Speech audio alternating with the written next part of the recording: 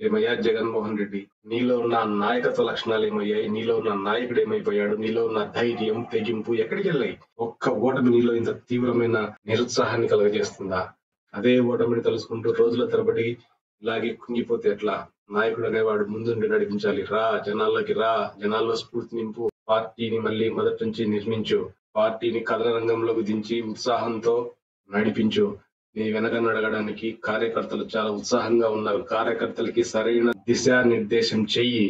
5 ఏళ్లు ప్రజల్లో తిరుగు, 5 ఏళ్లు ప్రజల కోసం పోరాడు. ప్రభుత్వం చేసే తప్పులను ఎత్తిచూపు. అంతేగాని ఈ విధంగా ఒక్క ఓటమితో నువ్వు దాక్కుని కూర్చోవడం అనేది సరైన పద్ధతి కాదు. నీ నుంచి వైసీపీ కార్యకర్తలు, నాయకులు దీన్ని అస్సలు ఎక్స్పెక్ట్ చేయడం లేదు. రా, నువ్వు బయటకి రా, ప్రెస్ మీట్ పెట్టు, ఎందుకు ఓడిపోయావో చెప్పు, ఓటమిని ధైర్యంగా ఒప్పుకో. ఈ ఓటమి నుండి నువ్వేం నేర్చుకున్నావో తెలుసుకో. అసలు ఓటమి ఎందుకు వచ్చిందో తెలుసుకో. ఏ వర్గాలు ఎందుకు దూరం అయ్యాయి? అసలు ఓటర్లు ఇన్ని పథకాలు తీసుకునే వాళ్ళు నీకు ఎందుకు ఓటే లేదు? అసలు ప్రజలు నీ నుంచి ఏం కోరుకుంటున్నారు? ఇది ఎప్పుడైనా ఆలోచించావా? ఎంతసేపు ఏదో జరిగిపోయింది, చంద్రబాబు నాయుడు మళ్ళీ 5 ఏళ్లు ఏం చేయలేడు, 2029లో నేను ముఖ్యమంత్రిని అవుతానని చెప్పుకుంటున్నావు, కానీ తిరిగి అసలు ప్రజలు నిన్ను ఎందుకు ముఖ్యమంత్రిగా ఎన్నుకోవాలి? ఇది ఎప్పుడైనా నీకు నువ్వుగా ప్రశ్నించుకున్నావా? ప్రశ్నించుకో, తెలుస్తుంది. తప్పు ఎక్కడ జరిగిందో తెలుసుకో, ఆ తప్పు నుండి నేర్చుకో. అప్పుడు మాత్రమే నువ్వు పరిపూర్ణమైన నాయకుడిగా ఎదుగుతావు. అంతేగాని ఓటమితో బాధపడిపోయి 4 గోడల మధ్య దాక్కుని కూర్చోవటం వల్ల ఏమీ రాదు. కనీసం అధికారాన్ని, అంటే ముఖ్యమంత్రిగా ఉన్న రోజులు ఏ రోజు కూడా ఒక ప్రెస్ మీట్ పెట్టి నువ్వేమనుకుంటున్నావో, నీ ఆలోచన ఏంటో చెప్పలేదు. అది ప్రజలకి చేరలేదు. అధికారం పోయింది, ప్రతిపక్షంలోకి వచ్చావు. ఇప్పుడైనా ఒక ప్రెస్ మీట్ పెట్టి అసలు నీ ఆలోచన విధానం ఏంటి, 5 ఏళ్ళు ఏ విధంగా ఉండబోతున్నావు, ఏం చేయబోతున్నావు అనేది చెప్పలేకపోతే నీకు ఎవడేం చేయలేడు. నీ చుట్టూ ఉన్న సలహాదారులకు ఏ విధమైనటువంటి సలహాలు ఇస్తున్నారో తెలియడం లేదు. అసలు అసెంబ్లీలో ప్రమాణ స్వీకారం చేసిన తర్వాత నువ్వు బయటకు వెళ్ళిపోతున్నప్పుడు ఒక ప్రెస్ మీట్ పెట్టి ఎందుకు వెళ్ళిపోతున్నాను, దేనికి వెళ్ళిపోతున్నావు అని చెప్పగలిగావా? లేదు. నీకున్న ఈ లక్షణమే నిన్ను ప్రజలకు బాగా దూరం చేస్తుంది. ఇవాళ రాజకీయాల్లో ఏదైనా సరే తుమ్మినా దగ్గినా ప్రజలకి చేరువయ్యేలాగా ముఖ్యమంత్రి స్థాయి వ్యక్తి బయటకు వచ్చి చెప్తేనే ప్రజలు అర్థం చేసుకుంటారు. తరచుగా ముఖ్యమంత్రి బయటకు రాకుండా ఎంతసేపు సజ్జల రామకృష్ణారెడ్డో లేకపోతే ఇంకో రెడ్డో బయటకు వచ్చి చెప్పడం వల్ల జగన్ అనే వ్యక్తిని ప్రజలు మర్చిపోయారేమో అనిపిస్తోంది. కాబట్టి ఈ విషయాల్లో చంద్రబాబు నాయుడిని ఆదర్శంగా తీసుకో. చంద్రబాబు నాయుడిని రాజకీయంగా శత్రువు అవ్వచ్చేమో కానీ విజయాన్ని ఏ విధంగా చేరుకోవాలో చంద్రబాబు నాయుడు చేసి చూపించారు.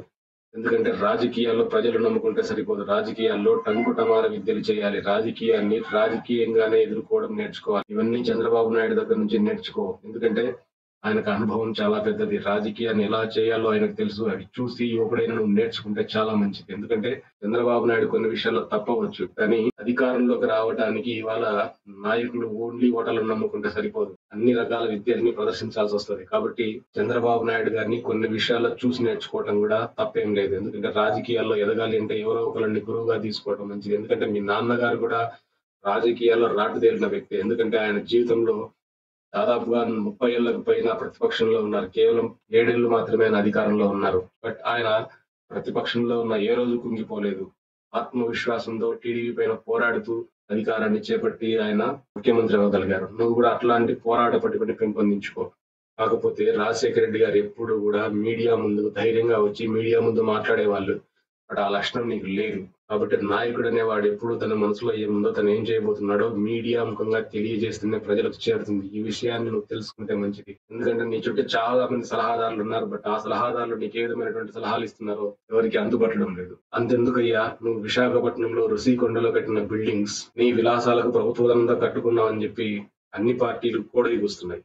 కనీసం ఈ విషయంలో కూడా ఒక నాయకుడిగా నువ్వు ముందుకొచ్చి ప్రభుత్వ ధనంతో కట్టిన మాట నిజం, కానీ అవి ప్రభుత్వ బిల్డింగ్లు, నా పర్సనల్ కాదు. విశాఖపట్నానికి ఎవరైనా రాష్ట్రపతి లేదా ప్రధానమంత్రి లాంటి వ్యక్తులు వచ్చినప్పుడు వాళ్ళు బస చేయడానికి మాత్రమే ఆ బిల్డింగ్లు కట్టామని చెప్పుకోవడానికి కూడా నీకు నామోసిగా ఫీల్ అవుతుంటే మేము చేయగలిగిందేం లేదు. ఇప్పటికి కూడా ఆ తెలుగుదేశం మీడియా ఆ ఫోటోలను బయట పెట్టడం వల్ల ప్రజలకు తెలిసింది అక్కడ చాలా నాణ్యమైనటువంటి బిల్డింగ్లు కట్టారండి. అంటే నాణ్యమైన పనులు చేసి కూడా దాన్ని ప్రజలకు చెప్పుకోలేని దుస్థితిలో వైసీపీ ఉందా అంటే ఉందని అనిపిస్తుంది. కనీసం ఇతర పార్టీల వాళ్ళు చేస్తున్న ఆరోపణలను ఖండించడానికి కూడా ఒక ప్రెస్ మీట్ పెట్టేంత తీరిక, ఓపిక మీకు లేవంటే మీకు నిజంగా చేతులకి దండ పెట్టాల్సి వస్తుంది. రాజకీయాల్లో చాలా తొందరగా దుష్ప్రచారం జరుగుతుంది. ప్రజలు కూడా అంతే తొందరగా నమ్ముతారు. బట్ అయితే ఇక్కడ నీకున్న అదృష్టం ఏంటంటే టీడీపీ నాయకులు చేసిన ఈ దుష్ప్రచారాన్ని ప్రజలు పెద్దగా నమ్మలేదు. ఎందుకంటే ఒకవేళ విశాఖపట్నంలో కట్టినటువంటి బిల్డింగ్ జగన్మోహన్ రెడ్డి సొంత బిల్డింగ్ అయితే గంటా శ్రీనివాసరావు లాంటి వ్యక్తి ఆ బిల్డింగ్ లోకి అందరు దర్జాగా వెళ్ళలేరు. ఎవరి సొంత ప్రాపర్టీలోకి వేరే వాళ్ళు ధైర్యంగా వెళ్ళలేరు. కాబట్టి గంటా శ్రీనివాసరావు లాంటి వ్యక్తి అక్కడ బీగాలు తీయించుకుని ఆ ప్యాలెస్ లోకి వెళ్ళగలిగాడు అంటే ప్రభుత్వ బిల్డింగ్ కాబట్టి అంత దర్జాగా వెళ్ళగలిగాడు. కాబట్టి ఇక్కడ ఈ చిన్న క్లారిటీతో ప్రజలకి అర్థమైంది అక్కడ కట్టినవి ప్రభుత్వ బిల్డింగ్లు అనే విషయం అర్థమైంది. కాకపోతే ఆ విషయాన్ని నువ్వు మీడియా ముందుకు వచ్చి చెప్తే మరింత బాగుండేది. కాబట్టి నువ్వు మీడియాతో సరిగ్గా వ్యవహరించాలని రోజులు నువ్వు ఏమనుకుంటున్నావో లేకపోతే నువ్వేం చేయాలనుకుంటున్నావు అది ప్రజలకు చేరదు. కాబట్టి మీడియాతో తరచుగా మాట్లాడడాన్ని అలవాటు చేసుకో. ఇది చాలా ముఖ్యమైనటువంటి విషయం.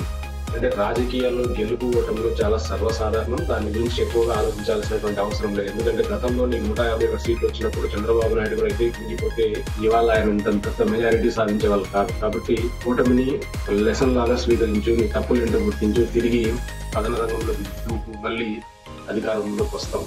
కాకపోతే అధికారంలోకి రావటానికి నీ సొంత అభిప్రాయాలను మాత్రం తీసుకో. కార్యకర్తల్ని నమ్ముకో, ప్రజల్ని నమ్ముకో. అంతేగాని నీ చుట్టూ ఉన్న సలహాదారులను లేకపోతే నీ చుట్టూ ఉన్న కోటరీలను నమ్ముకుంటే మళ్ళీ మనకు ఇప్పుడు ఎట్లాంటి పరిస్థితి వచ్చిందో రాబోయే రోజుల్లో కూడా అదే పరిస్థితి వస్తుంది. కాబట్టి నువ్వు జనాల్ని నమ్ముకో, జనాల దగ్గర నుంచి జనాలకు ఏం కావాలో తెలుసుకో.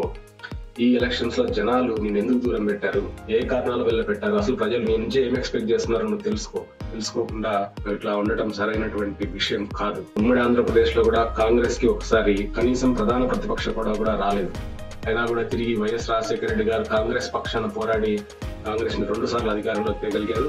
అంతెందుకు మన పక్కనున్న తమిళనాడు రాష్ట్రంలో కూడా జయలలితకి ఒకసారి 239 సీట్లలో కేవలం 6 సీట్లు వచ్చాయి, ఇంకోసారి కేవలం 5 సీట్లు వచ్చాయి. అట్లానే అక్కడ ఉన్నటువంటి కరుణానిధి గారికి కూడా 2 సార్లు ఒకసారి 239 గాను కేవలం 7 సీట్లు వచ్చాయి, ఇంకోసారి 239 గాను కేవలం 9 సీట్లు వచ్చాయి. అంటే ప్రధాన ప్రతిపక్షం అక్కడ కూడా లేదు. అయితే వాళ్ళు అక్కడ చేతులు పెట్టుకుని కూర్చోలేదు. తర్వాత రాజకీయంగా పోరాడి మళ్ళీ అధికారంలోకి వచ్చారు. కాబట్టి రాజకీయాల్లో ఎప్పుడు దారులు చూసుకో.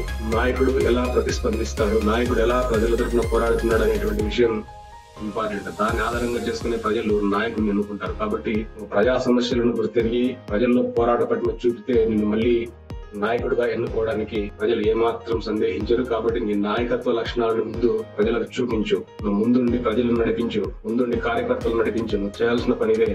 అంతేగాని ఒక్క ఓటమితో నువ్వు 4 గోడల మధ్యలో కూర్చొని నీ మొహంలో ఆ బాధను దిగాలను చూపిస్తుంటే ప్రజలు స్థానుభూతి చూపిస్తారేమో కానీ ప్రజలంతా మాత్రం గెలిపించరు. కాబట్టి ప్రజల్లోకి రా, ఓటమి మర్చిపో. గెలుపు ఓటములు సమానం. కాబట్టి ఆ విషయాన్ని పక్కన పెట్టి ప్రజల్లోకి రా, ప్రజలకు ఏం కావాలో తెలుసుకో, నువ్వేం చేయబోతున్నావో చెప్పు, ధైర్యంగా పోరాడు, మళ్ళీ విజయం వరిస్తుంది.